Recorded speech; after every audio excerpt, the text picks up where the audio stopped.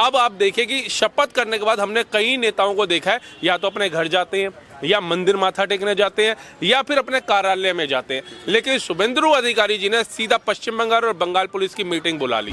उन्होंने कहा था अटल बिहारी वाजपेयी जी ने, आज एक वोट के कारण मेरी सरकार गिर रही है, आने वाले समय में तुम देखोगे हर जगह कमल खिलेगा। जब आज हमने देखा शपथ ग्रहण समारोह चल रहा था, मोदी जी ने उनको गले से लगाया और योगी जी ने अपने गले से भगवा गमछा उतार करके उनके गले में डाल दिया। तो वो कहीं ना कहीं एक मैसेज था कि अगर अब भगवे की लहर आई है तो भगवा ही लहराना चाहिए, और गुंडागर्दी, आतंकवाद, वामपंथी लोग, टुकड़े टुकड़े गैंग वाले, ये सब बंगाल से गायब होने चाहिए। अभी तक आप देख लीजिए, यूपी हो चाहे बिहार हो चाहे आज बंगाल हो, जब हिंदू प्रताड़ित हो गया ना, नाक तक पानी आ गया ना, तब उनको याद आया, अरे नहीं अब हमारे को ये सरकार चाहिए।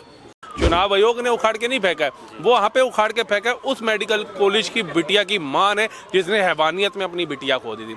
उस संदेश खाली में पीड़ित महिला ने, जिसने अपनी आबरू उन हैवानियतों ने छीन ली थी। नमस्कार, नेशन 99 में आप सभी का स्वागत है। और आज हमारे साथ एक युवा मौजूद हैं, जो कि आज हम बंगाल इलेक्शन को लेकर चर्चा करेंगे, जो कि बहुत सी कंट्रोवर्सी चल रही है। आज शपथ ग्रहण भी था, उसके साथ 5 मंत्रिमंडलों का गठन किया गया है। इन्हीं सब चीज़ों को लेकर आज हम विस्तार से बात करेंगे। सबसे पहले सर, मैं आपका नाम जानना चाहूँगा। मेरा नाम राहुल मेहता सर। राहुल मेहता। राहुल जी, एक बात बताइए, काफ़ी मैं देखते रहता हूँ सोशल मीडिया पे, आपको अपडेट रहता है, आपकी प्रोफाइल पे मैं एक्टिव रहता हूँ हमेशा। ऑलमोस्ट वीडियो पे मेरी कमेंट लाइक आते ही हैं आपके। तो बंगाल इलेक्शन को लेकर जो कंट्रोवर्सी चल रही है, इसको लेकर आप क्या कहना चाहेंगे? देखिए, बंगाल के अंदर सत्य की जीत हुई है, अधर्म की हार हुई है। जो अधर्मी बैठे हुए थे सत्ता के ऊपर अपनी ताक जमाए हुए, उनको वहाँ की जनता ने उखाड़ करके फेंका है। चुनाव आयोग ने उखाड़ के नहीं फेंका है, वो वहाँ पे उखाड़ के फेंका है उस मेडिकल कॉलेज की बिटिया की मां ने, जिसने हैवानियत में अपनी बिटिया खो दी थी।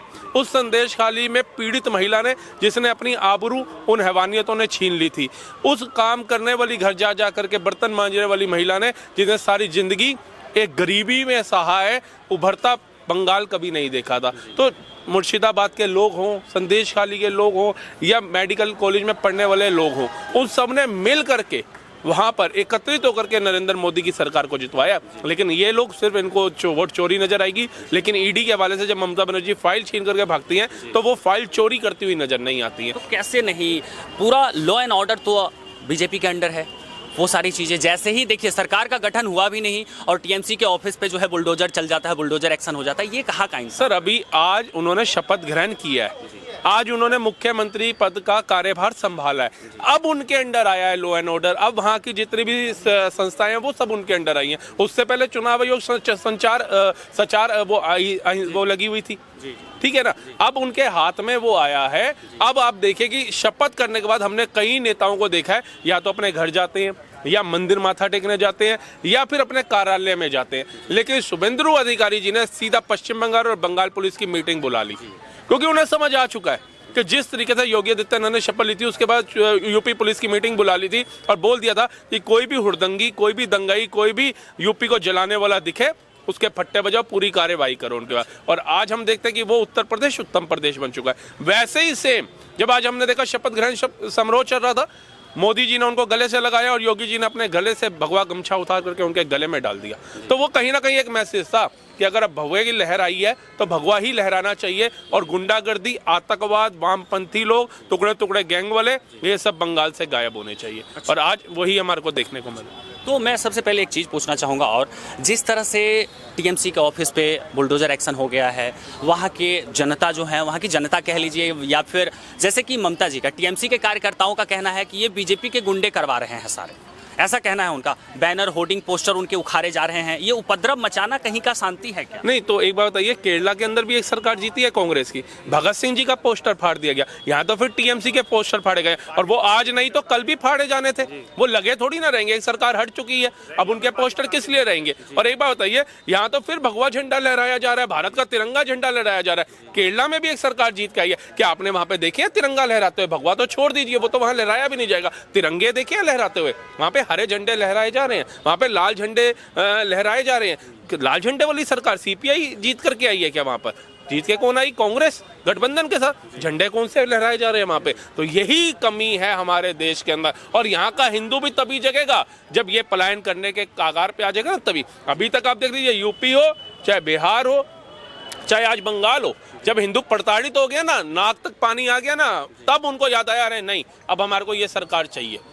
ऐसे ही केरला हो चाहे तमिलनाडु हो, थोड़े दिन रुक जाइए। जिस तरीके से ये लोग सरकार चला रहे हैं, लोगों के हित का न करके अनहित कर रहे हैं, एक ना एक दिन पूरे भारत के अंदर जितने राज्य हैं उनके अंदर, 8 केंद्र शासित राज्यों के अंदर, सब में भगवा की लहर होगी। क्योंकि उन्होंने कहा था अटल बिहारी वाजपेयी जी ने, आज एक वोट के कारण मेरी सरकार गिर रही है। आने वाले समय में तुम देखोगे हर जगह कमल खिलेगा। तो आज हर जगह कमल खिल रहा है, और कमल जो खिल रहा है वो अपने आप नहीं खिल रहा है, जनता के विश्वास पे खिल रहा है। अच्छा, एक चीज़ और मैं आपको पूछना चाहूँगा, जिस तरह से ममता बनर्जी का 15 साल कार्यकाल रहा है, आपने भी देखा होगा, कुछ अच्छा उन्होंने किया होगा, कुछ डेवलपमेंट की होगी।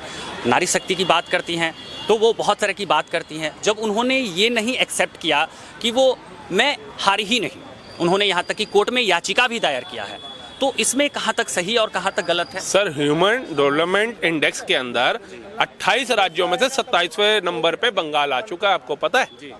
भुखमरी के कगार पे बंगाल आ चुका है, ये आपको पता है?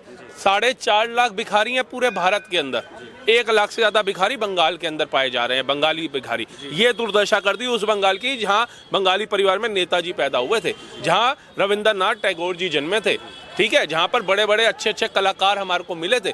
उस बंगाल की हालत क्या कर दी? उभरता बंगाल को डूबता बंगाल बना दिया ममता बनर्जी। और आपने कहा महिला सशक्तिकरण की, बलात्कार होने पे महिला को 10 लाख रुपया मिलेगा, लेकिन ये नहीं कहा उन हैवानियत को फांसी का फंदा मिलेगा। मतलब बलात्कार का रेट लगाया ममता बनर्जी ने 10 लाख रुपए। 7 बजे के बाद महिलाएं घर से बाहर ना निकले, ये बयान था ममता बनर्जी का। और जिस दिन बीजेपी चुनाव जीती और आज जिस दिन शपथ ली, महिलाएं रात को जश्न मना रही।